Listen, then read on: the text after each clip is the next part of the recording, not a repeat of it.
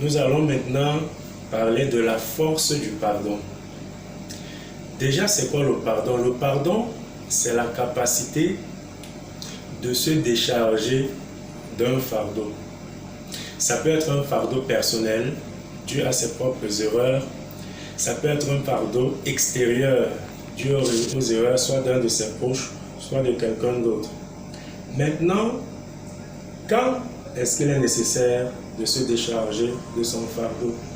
Chaque fois que vous avez l'impression du fait de vos propres actes ou des actes des autres que vous pourrez avoir quelque chose à vous reprocher ou à reprocher aux autres, il est important de faire le break, de se pardonner ou de pardonner les autres. Pourquoi? Parce que il faut partir du postulat selon lequel personne n'est parfait.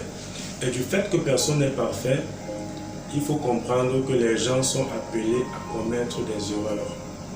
Tout comme vous-même, vous avez le droit de commettre des erreurs. Le plus important dans la vie, ce n'est pas de tomber, mais c'est d'être capable de se relever.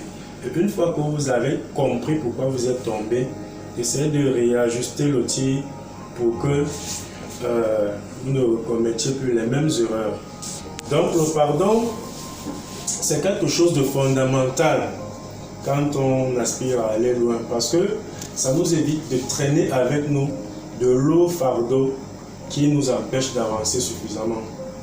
D'abord, il a été scientifiquement démontré que lorsque vous entretenez de la rancœur, de la rancune au plus profond de vous, vous développez des toxines qui peuvent vous conduire jusqu'à avoir des maladies comme le cancer, comme d'autres maladies comme des traumatismes et des arrêts cardiaques et tout ce qui va avec. Donc la haine, la rancœur, le manque de pardon développe des maladies que vous ne soupçonnez même pas. Maintenant, vous savez, dans l'histoire, il y a eu beaucoup de cas d'injustice. Je parlerai notamment de l'esclavage, de la colonisation, et même sur le plan familial, il y a des enfants qui matent les petits, il y a des maris qui matent leurs femmes et parfois des femmes qui matent leurs maris. Sur le plan scolaire, il y a des enseignants un peu plus durs que d'autres, un peu plus sévères que d'autres. Mais au finish, à un moment donné, il faut se demander, est-ce que je continue à traîner avec moi ces fardeaux ou je les dépose pour avancer plus vite? Je vais rapidement vous parler en quelques secondes, exactement en 6, de l'histoire de Nelson Mandela, que nous connaissons tous. Nelson Mandela, qui luttait contre l'apartheid, est allé en prison, il a fait 27 ans de prison. Il en est sorti, il est devenu président de l'Afrique du Sud, premier noir à être président de l'Afrique du Sud.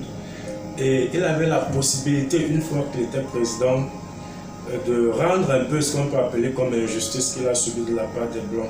Lorsque Oprah Winfrey, lors d'une interview, lui a demandé où est-ce qu'il puisait la force de pardonner, Nelson Mandela a répondu: soit je continue à alimenter la haine et je m'auto-détruis et je détruis tout ce qu'il y a autour de moi, soit je développe le pardon et je construis une nation forte et solide.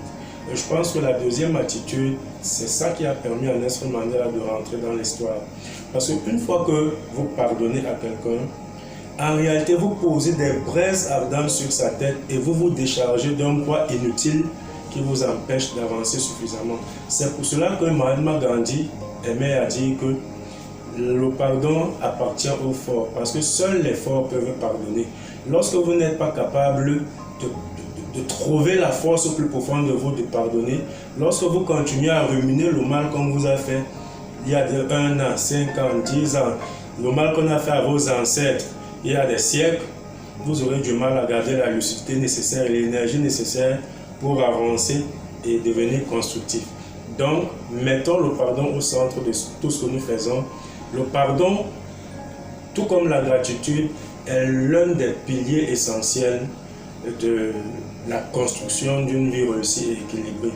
C'était Ngelo, Monsieur 6 secondes, Sangwan, pour la plus grande victoire, je vous aime, on est ensemble.